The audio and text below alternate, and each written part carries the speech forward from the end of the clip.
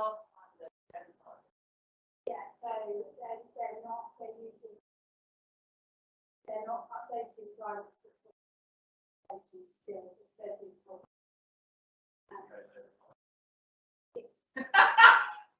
Oh, wait now, better.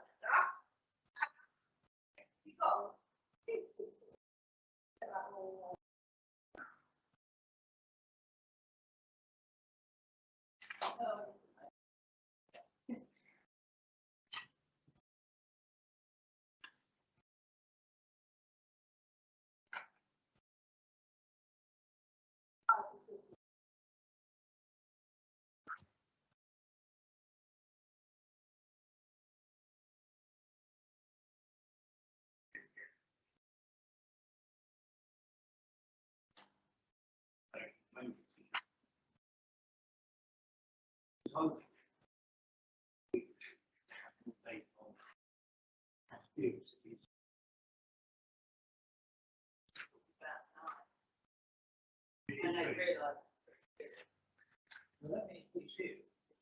It's spread very quickly. It's 3 days. Coming every.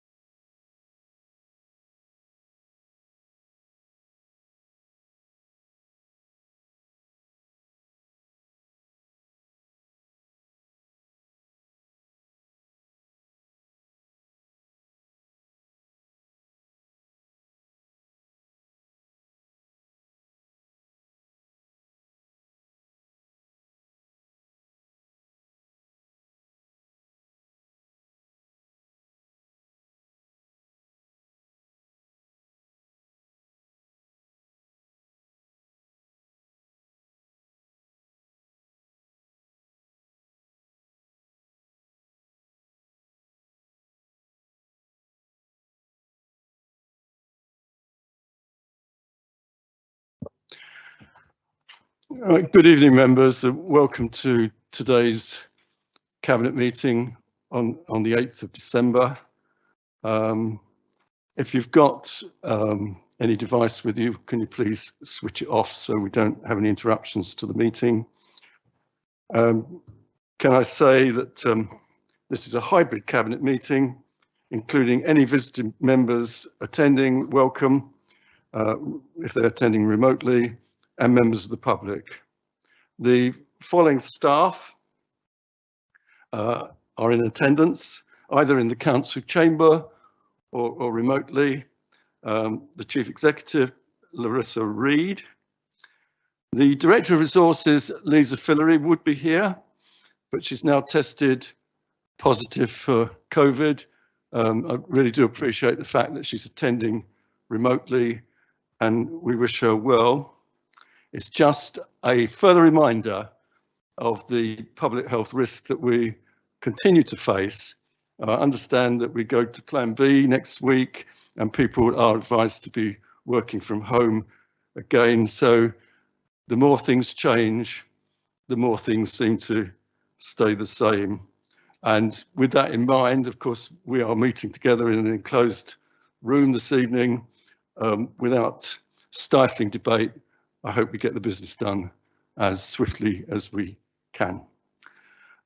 Continue with the officers, we've got the Monitoring Officer, David Clifford, the Team Leader, Contentious and Corporate Governance, Robin Harris, Revenue and Benefits Manager, Zoe Kent, Director of Neighbourhoods and Regeneration, Emma Wiggins, Head of Environment and Leisure, Martin Cassell, Commissioning Manager, Charlotte Knowles, Head of Housing and Community Services, Charlotte Hudson, and Community Sport and Physical Activity Officer, Russell Fairman, as well as our Democratic Services Officers, Kelly McKenzie, who's in the Council chamber, and Joe Millard, who's meeting remotely.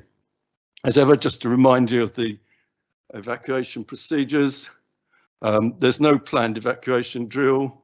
So if the alarm goes off, you need to leave the Council chamber by the closest emergency exit, and that is the external fire escape that leads from the Council chamber.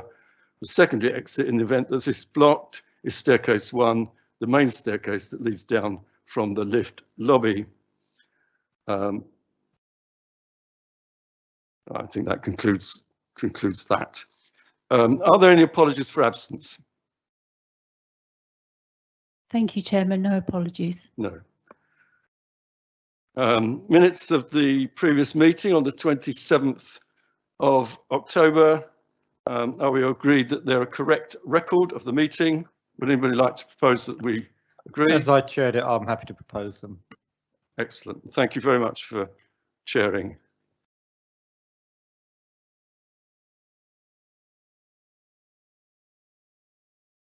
No, I don't think we'll vote. We'll agree that they are an accurate record. Okay.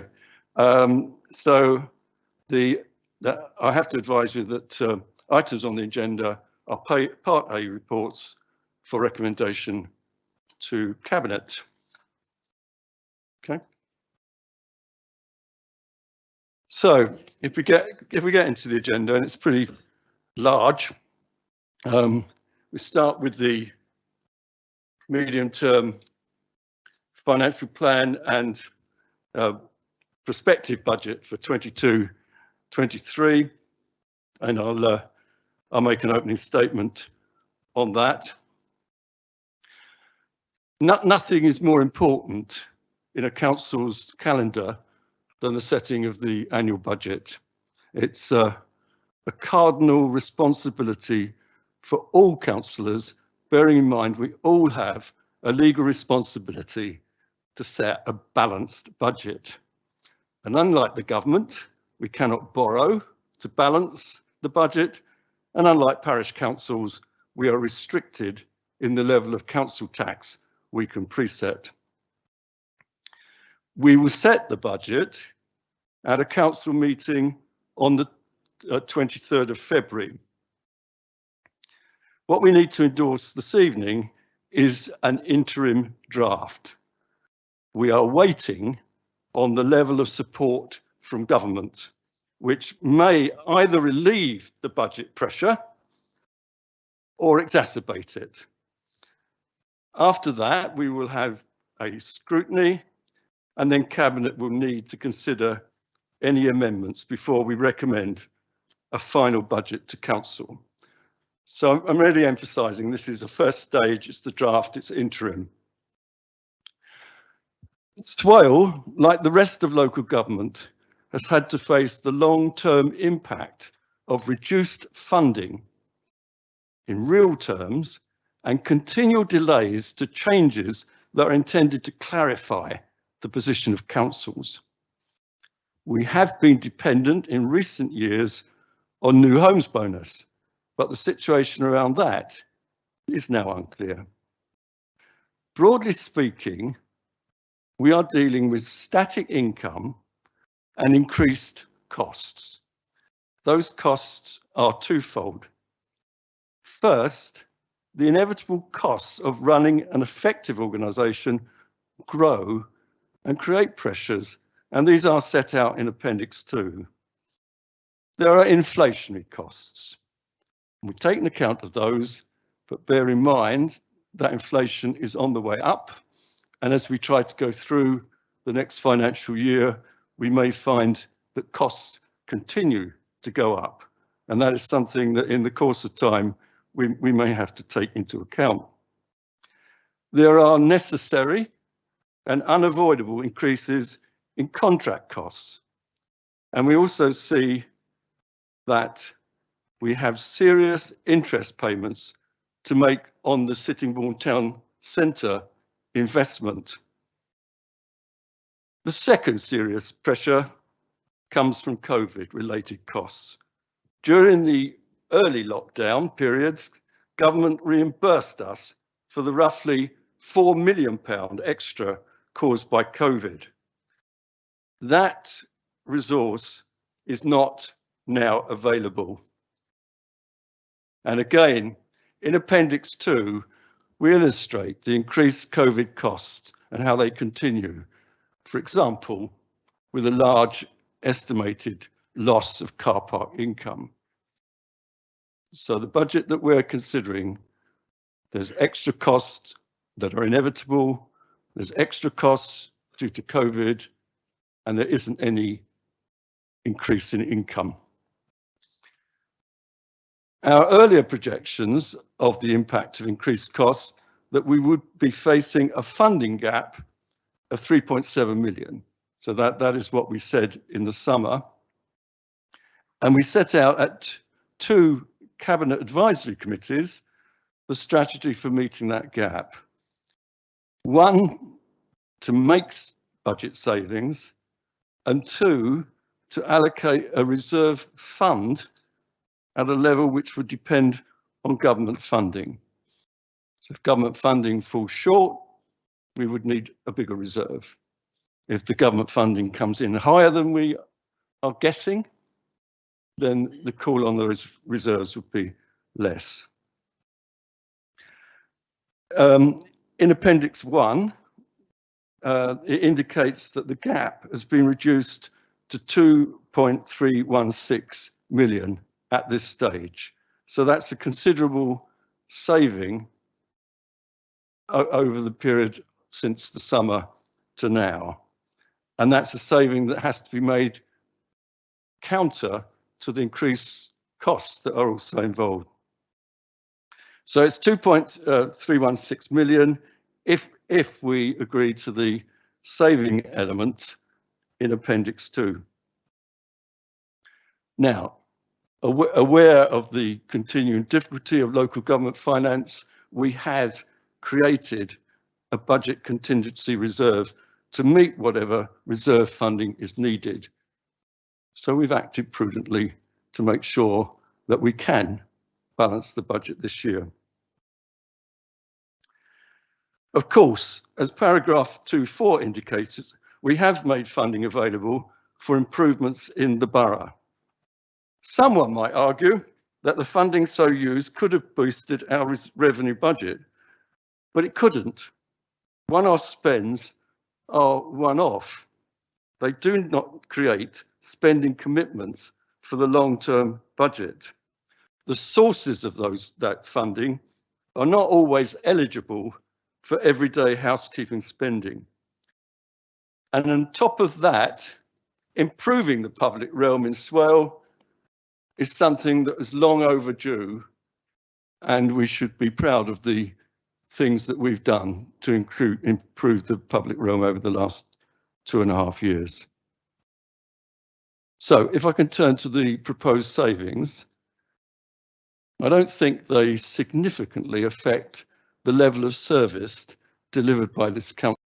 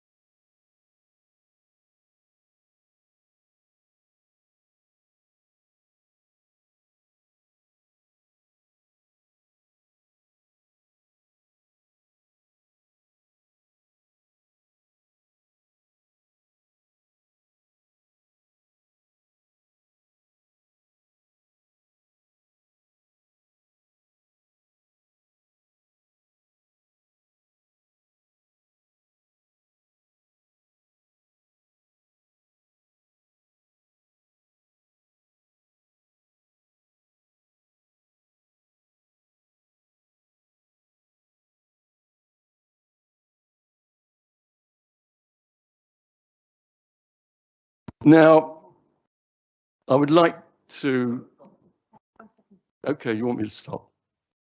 That's good, take a breath. I need to. Could any members online or officers say whether you've got sound back now, please? We've got Yes, we sound have, back, thank thank you. you. Thank you. You all right? Okay. I'd like to draw attention, members, to line 43 in Appendix 2. So in our search for savings, we've considered all sorts of options. And we've considered reducing the grant paid to some parish councils for footway lighting. Not surprisingly, I've received copious communications from a number of councils. I'm very keen for us as a borough council to work together with the lower tiers, and we plan to hold regular forums to discuss joint issues. We've not yet had such meetings, and rather than impose an unanticipated change on parish councils at this time, I am proposing that we restore the original grant of roughly 39,000 for this year, which I believe was capped at that amount in 2008. And the forums that we will hold with parish councils in future will enable us to discuss any other future arrangements. So that is an extra 19,000, which will need to be allocated to the savings required in Appendix 1. So let no one say that Swale Borough Council is not a listening council. In the current circumstances, this council is managing its revenue budget soundly and prudently. Because we have made careful provision, we will promote a balanced budget, but at the same time, we are making resilience improvements to the borough at this difficult time. So I propose that we endorse the draft revenue and capital budget and the medium-term financial plan, but we make a small amendment to restore the parish footpath grant to the previous amount in the years as it's gone on from 2008 to 2021. I'm proposing that from the chair. Does anyone want a second? Councillor Baldock as deputy leader. Do any members wish to speak? Councillor Baldock. Thank you, Chairman, and happy to second the proposals. We know this is going to be another tight year. I think councils across the country are struggling. I think one of the basic truths that's emerging for districts and for counties, and I imagine for unitaries as well, is the simple fact that there's just not enough money to go around to do all the things that we want to do. The county has serious problems with the roads and the drains, and I think this is something that has got to be fed back to central government. They need to be more generous to local councils. They put more responsibilities on us, and yet they don't give us the money to carry those responsibilities out. So I think that needs to be sent. That message needs to come back from all councils to government this year. And I particularly welcome the re-establishment of the parish footway lighting. A lot of people might think, why do the parishes get it? Thing is, the parishes already contribute to the borough's footway lighting and the county's footway lighting for the unparished areas, and it is effectively a double taxation to ask them to pay again for those in their own areas. So I welcome that, and I hope that next year I welcome your promise of better engagement with parish councils. I think that's something that this administration would benefit from, and the parish councils would benefit from. We need a stronger working partnership with the parish and town councils. Happy to second the budget. Okay, I don't think we've got any other members, but Councillor Whiting has indicated that he'd like to say something. I appreciate the opportunity, Chairman, and I did check with other members of my party that no one else was looking to speak on this item before I did, and I'm grateful for your indulgence. A couple of, I really do welcome this reversal, this U-turn on line 43. Conservative members, including myself and my colleague in Tenham Linstead, Lloyd Bowen, have been calling for this, and I was really grateful for the helpful response I got back from Councillor Palmer, that he felt and agreed with me that it was a double tax on rural constituents. And I'm pleased tonight to hear that Councillor Baldock, the Deputy Leader of the Council, also agrees. I wonder, therefore, Chairman, I suppose the question to you is how this proposal got this far. It is to appear on tonight's agenda, given the strength of opposition within the cabinet itself. In respect to the 19,000, I've had a confirmation from Lisa, the relevant director, that in fact we are using reserves to prop up revenue spending, which is slightly at odds, and I'd just like some clarification from you, Leader, if I may. It's slightly at odds with your view that we shouldn't be using reserves we should use reserves for one-off spending, not for revenue spending, but I understand that reserves are being used for revenue spending, which would indicate they're being used for multi-year expenditure, not single year expenditure. I mean, in conclusion, leaving that question with you, if I may, Leader, I'm grateful for the council, the cabinet's rethink on line 43, and I hope moving forward we can find other ways to find this £19,000 this year, because it wasn't just a cut in the grant, it was a 2-year abolition of a grant, which was going to leave parishioners with the choice of either turning their lights off or parish councils having to raise their precepts, which I thought was unacceptable. Thank you, Leader. So thank you, Councillor Whiting. I kind of anticipated you'd use the word U-turn.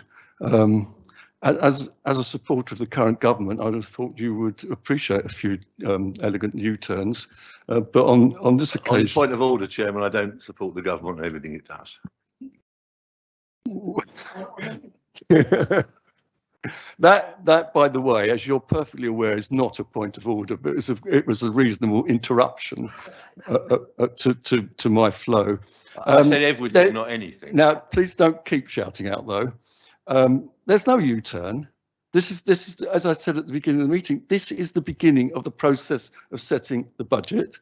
We, in advance of getting to this evening, had to consider a whole range of possibilities. One of those possibilities is the one you referred to. No decision had been made. Nobody had been told this was definitely going to happen. It has been considered very carefully by members of the Cabinet, and our view is partly because we haven't had the opportunity to engage fully with parish councils on this. The view is now, and it's the view that I support, that given the marginal impact that that saving would have on the budget, that it was more fair to the parish councils who, like us, are struggling to recover. It was more fair to them that we actually restored this for this year. So that is the background. It's not unprecedented for budget changes to be considered and then for decisions to be made that reflect the views of the Cabinet. On the use of reserves, if you were listening carefully, I did say during the introduction that we've established a special contingency reserve to get us through this year's budget. It's quite clear right across the family of local government that the government expects councils to do that. So our estimate of the money that we're likely to get from the government takes into account that the government has clearly indicated to district councils that it would be necessary for them to use some reserves. So we've quite prudently and well in advance of this meeting created a reserve budget. So what Lisa Fillery said to you is not some kind of secret, because I said clearly in the course of this meeting that that part of the way to meet the gap was by reserves, the others by savings. And that is what I said at the Cabinet Advisory Committee twice when you were present. So you haven't discovered some holy grail by saying we're using reserves, because I've said it frequently over the course of the year. If we did not use reserves for this particular budget, we would be decimating our services. Why should we do that when we've got adequate provision? I take your point, because you're only repeating what I say. In the very long term, you cannot sustain the budget on reserves. We recognise that. So the following year's budget is also going to be very difficult, but it would be really good if central government could recognise the role of district councils, the role that district councils have played during the pandemic, and actually fund us properly. No, very possibly they will, and we will draw less on reserves if they do, but I very, very much doubt that we're going to be finding ourselves with a massive increase. It is true that the Treasury is putting more money into local government, but that's going to go into upper tiers and into unitaries because of the dreadful lack of resources over the last decade for adult social care and care for disabled people and care of children. So we do not anticipate a large proportion of money coming to Swale. So we've made provision for that. I said this is the beginning of this process. We'll look, I hope within the next week, that we will actually find out what money we're going to get from government. But thank you for your observations. Having recommended the recommends here with the proposed change, could you indicate whether you agree or not? So that is unanimous. Okay.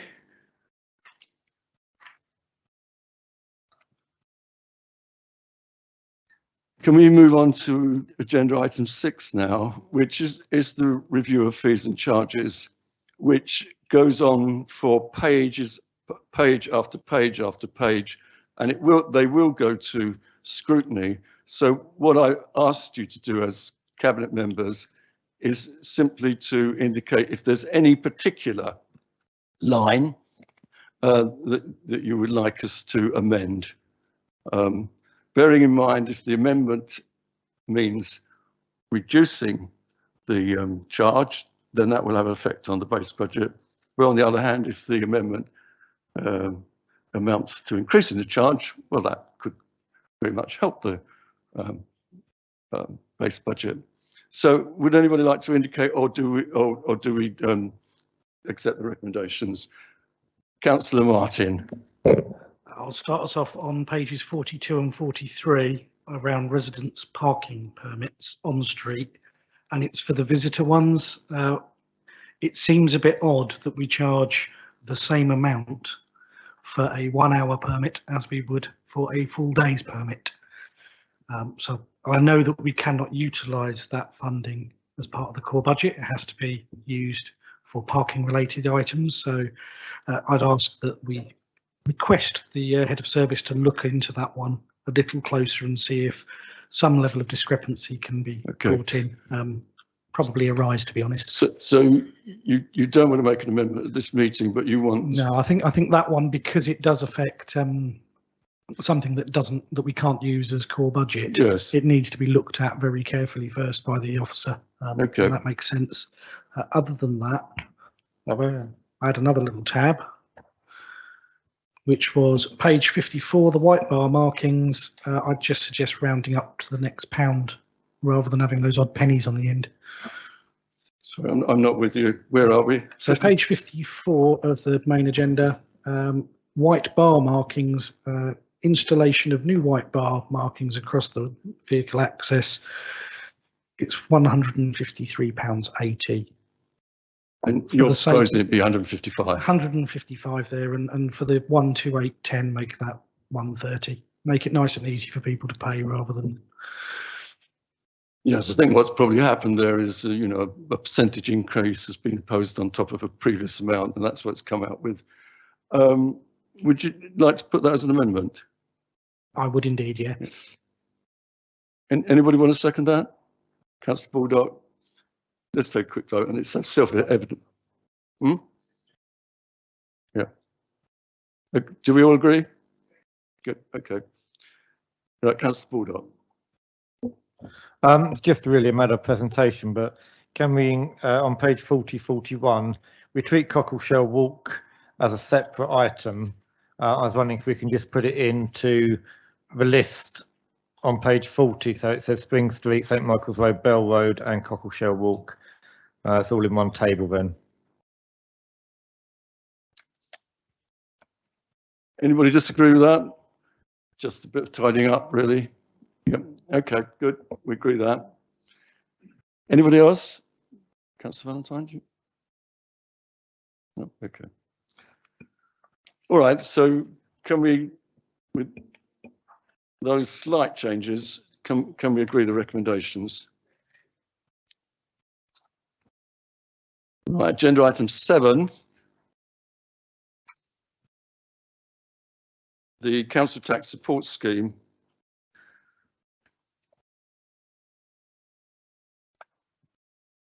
So in 2020, we reduced the amount that people had to pay to 20%.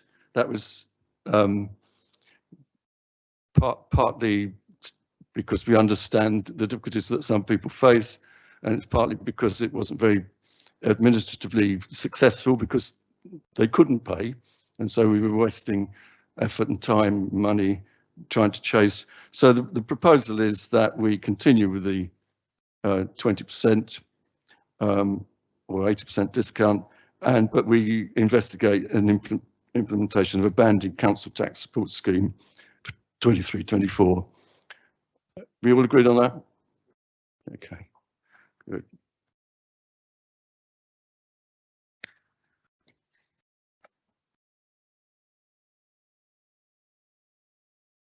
Okay, another's really fairly substantial financial report. The financial management report for the second quarter of 21-22.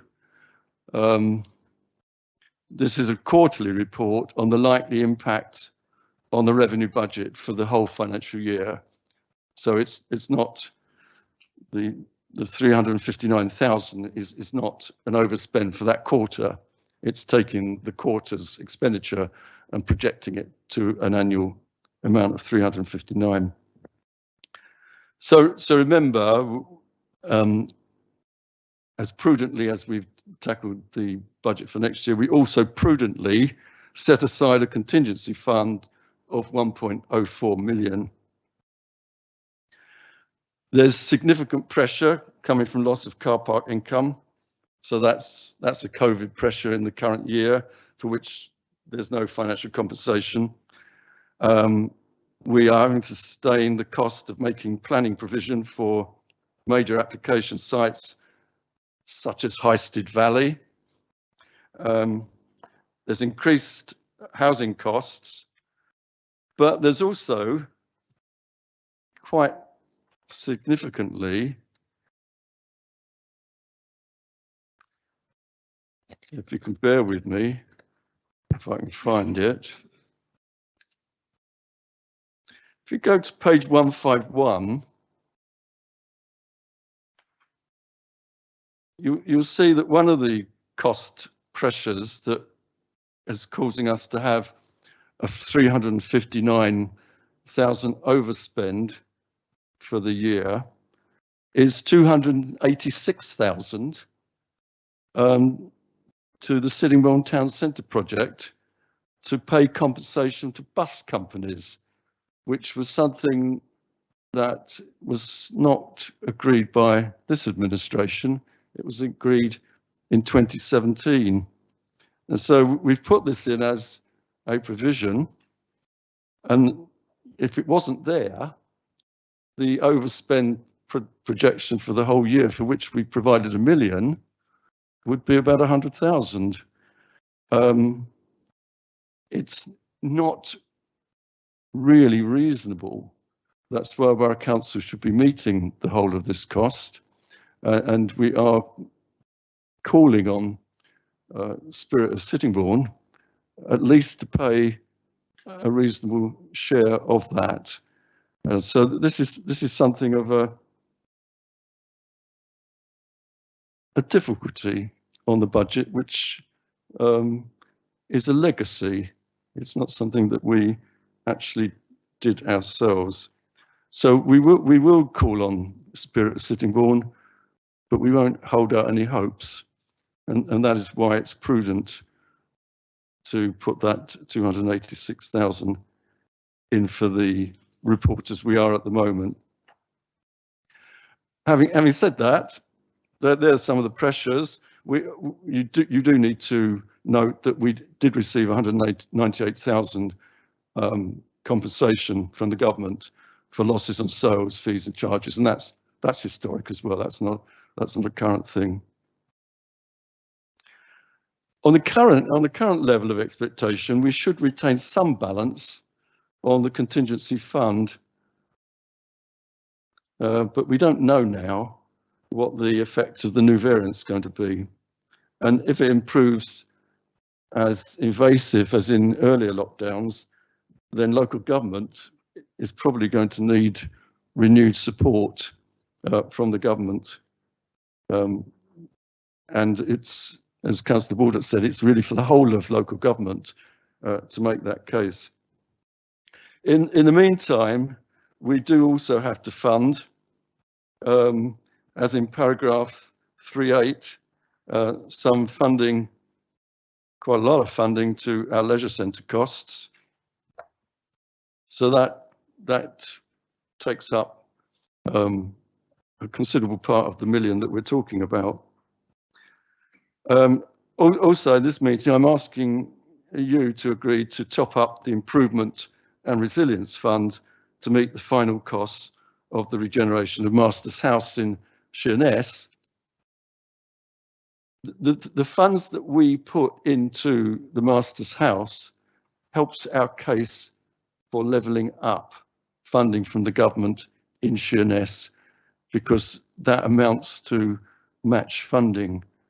So I don't think we embarked on Masters House with the view it was going to help us with levelling up, but it will do, and it will be part of the levelling up agenda if in the course of time the government supports our levelling up bid. But we will have to wait and see about that. But hard work is really going on to create a really good bid for Sheerness. Oh, sorry, I must have some water.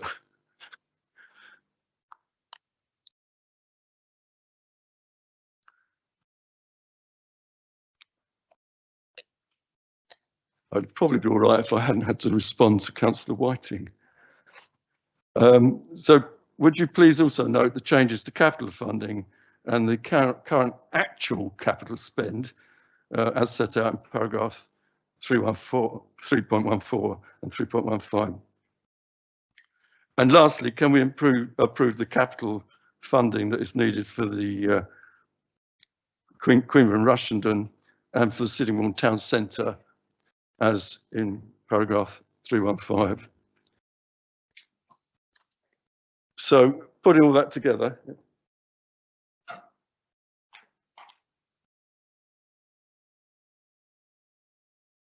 Okay. All right, we'll go back to that. I'll go back to that. All right. From the chair, I propose the recommendations as on page 137. All agreed? Seconded, Councillor Board? Seconded, or do you want to speak to it? I wanted to speak. Oh, lovely. Okay. Whilst it's fine to note all this, I do think it is worth taking a moment, looking at some of the things that have been achieved.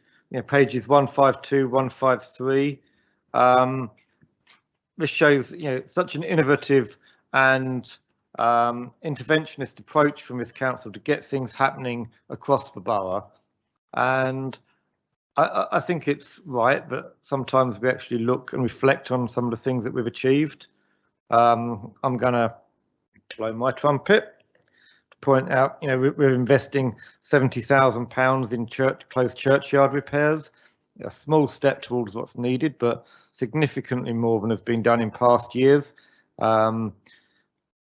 We are bringing in finally a planning enforcement notice register, and we're bringing in an additional tree officer resource to tackle the TPO register and make sure that's up to date and acted on.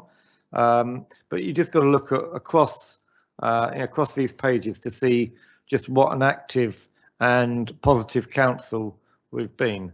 So I think that's we shouldn't overlook that. Yes, well said. Well, yeah. Well, if you don't mind, I'll continue in the same vein.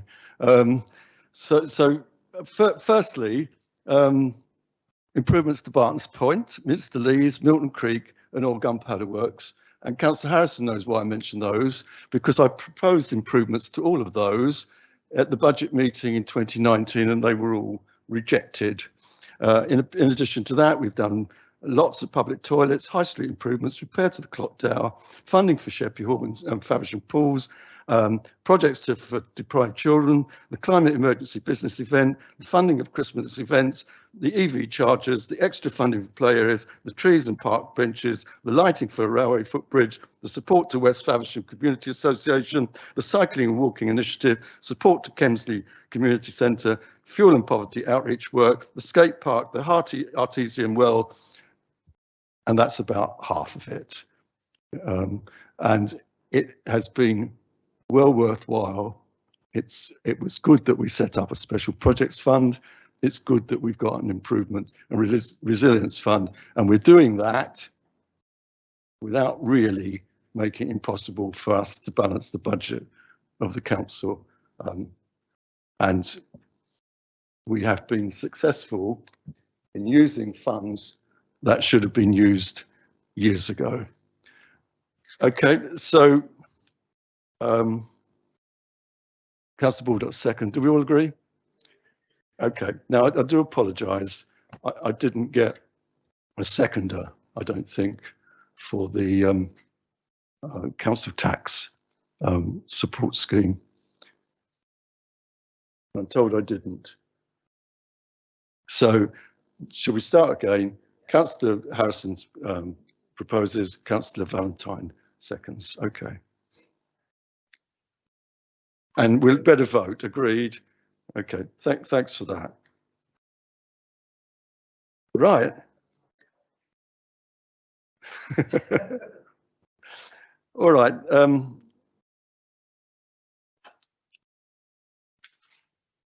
Is everything okay? Yeah. Okay. So let's move on. The Swale Cemetery Regulations 2020 21, page 161.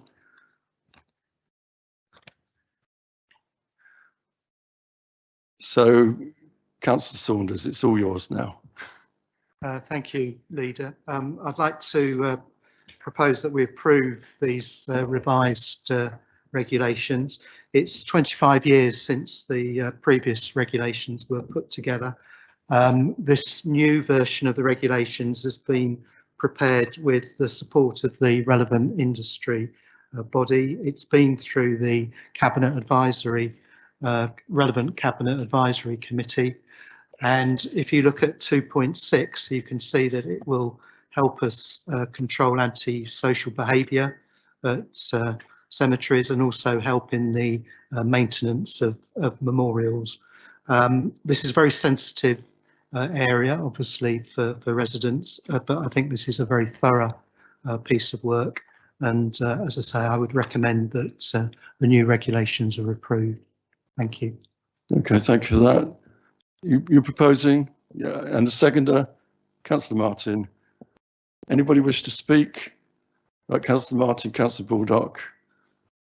So yeah, very brief. I think it's a very good document, and yeah, 25 years ago, John Major was still sitting as Prime Minister. So that's 6 Prime Ministers ago since this was last reviewed. Probably should have been done a bit before now, but happy to see that it's done and fit for the 21st century.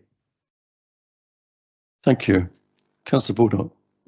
Yeah, just bonding on 2.6. What the Public Spaces Protection Order 2020 means in relation to dogs in the cemeteries. Can you answer that? I can't answer that fully. I don't know if there's an officer who can give a bit more detail. Sorry, Councillor Baldock, if you could repeat the question, sorry. Yeah, I was just wondering on 2.6, it says it also brings reference to the Public Spaces Protection Order 2020 in relation to dogs in the cemeteries. Just checking we're not banning dogs from cemeteries. I'm almost certain that we're not, but I will check that and get an answer to you. Cheers. Don't want to hound the officers, do we? Anybody else? Councillor Valentine. Just to come in on that point, the public space protection orders in relation to dogs include things like, you know, dogs cannot go on the beaches and they have to be kept on a lead on the promenades and those sorts of measures. So I'm surmising it includes cemeteries in those restrictions. So I would imagine it means a dog has to be on a lead in a cemetery, but I'm not 100% sure. I must admit. Okay. Well, anybody else to speak? So, Julian, you proposed. Who seconded? Councillor Martin. So agreed? Okay.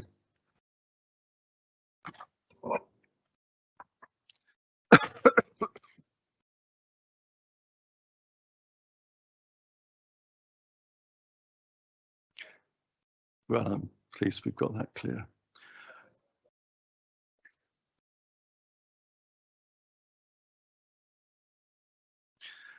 Right, item 10 is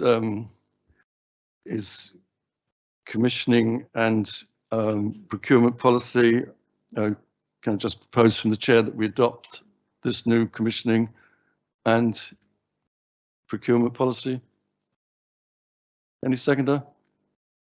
Thank you. Councillor Saunders. Can I take a vote in favour? Okay, thank you.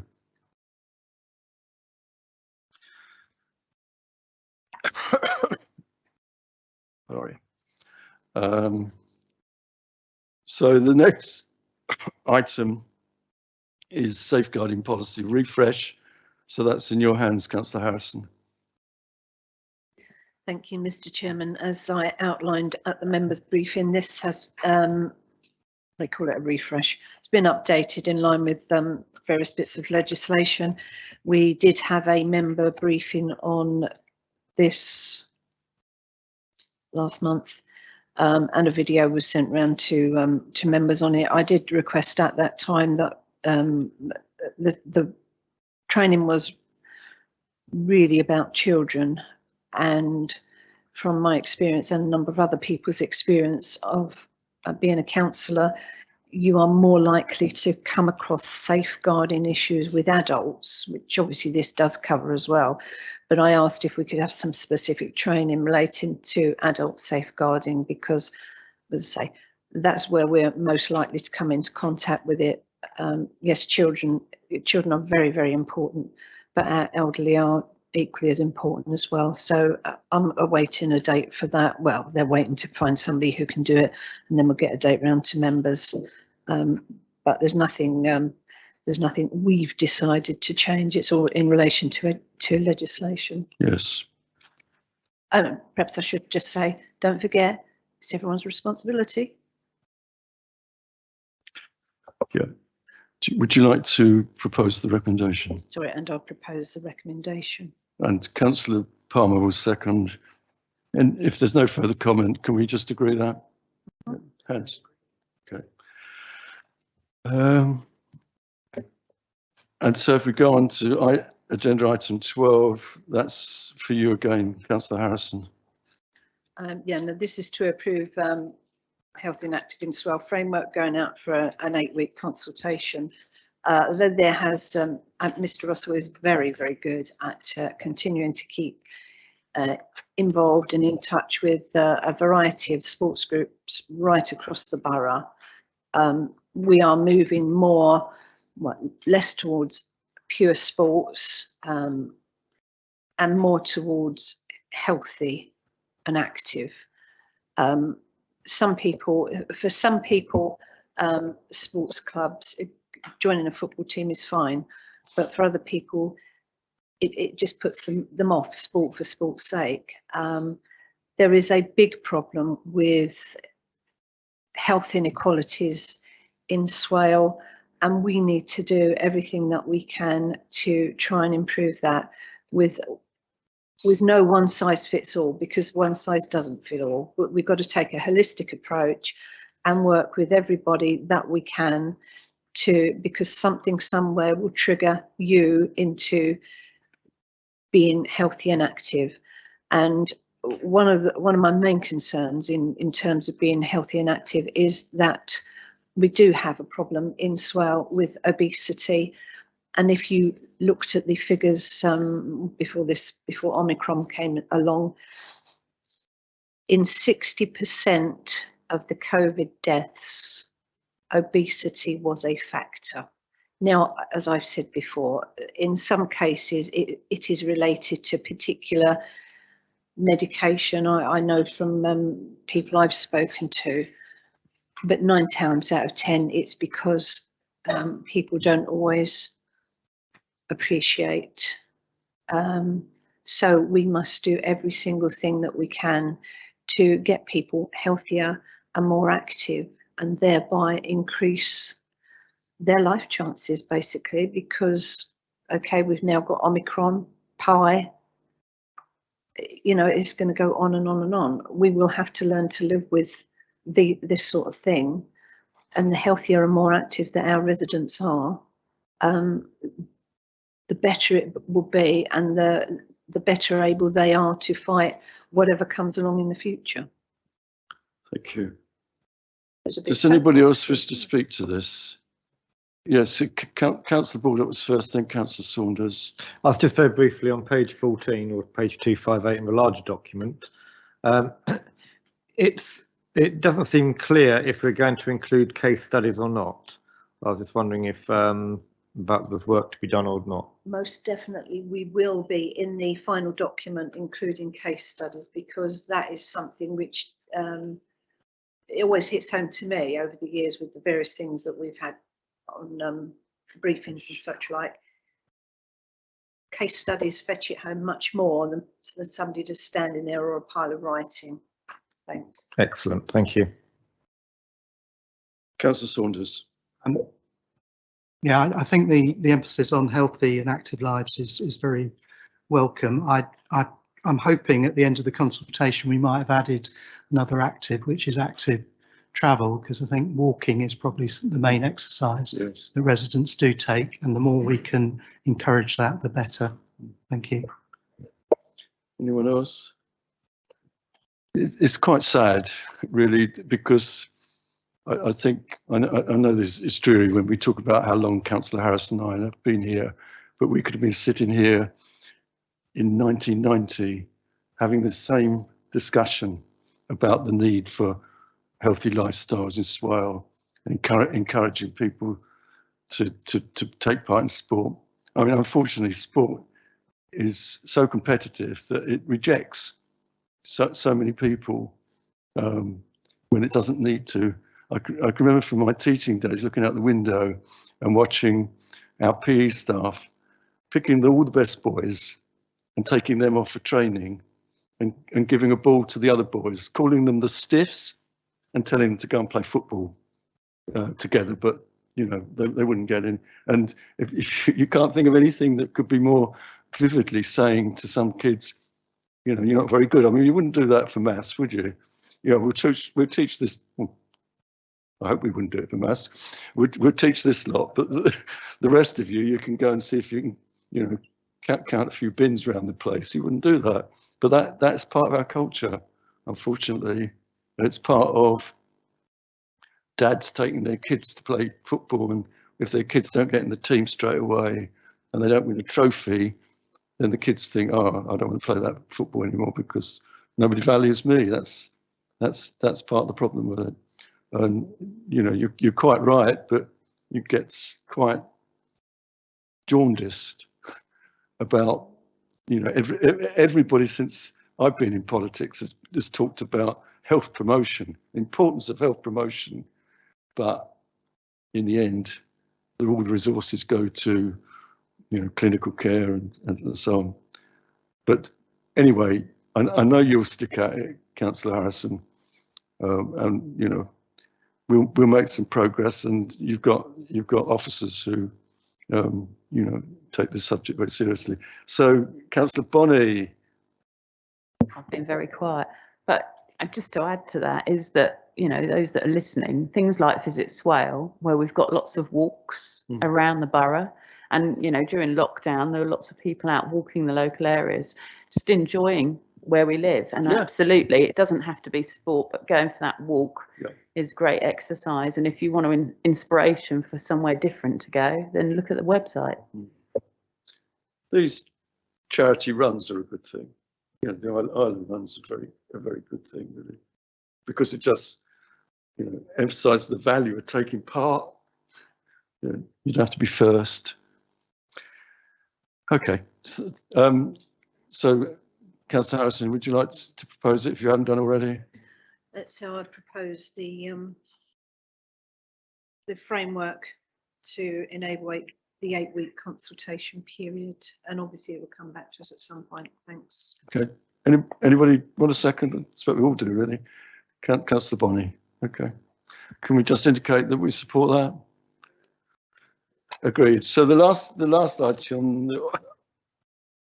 on the agenda is the minutes of the JTB, which is hot off the press, is this?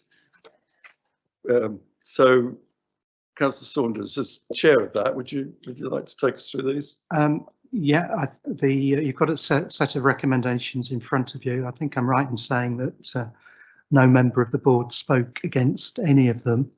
I can go through them individually, Chair, but no. So I would recommend that that we approve all of these recommendations. Okay. Seconded by Councillor Baldock. All agreed? Agreed. Agreed. Okay. You got anything to say? Okay. Well, so, thanks, members. It's 55 minutes. We've done the budget. So, safe journey home. And as you know,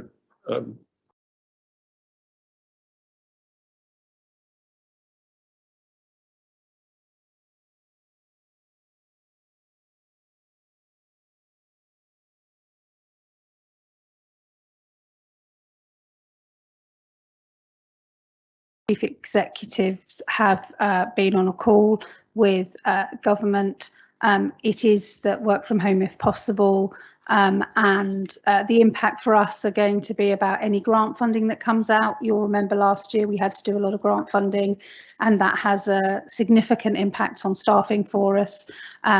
We are currently looking at what will happen to services. Housing staff probably will still need to come in, so we will have staff that need to come in, but our predominant is to keep our customers and our staff safe. So we'll be working tomorrow as a senior management team, and then in the afternoon with members, with the leader and deputy leader, to agree a way forward. And we will be able to advise members once that's happened. Thank you.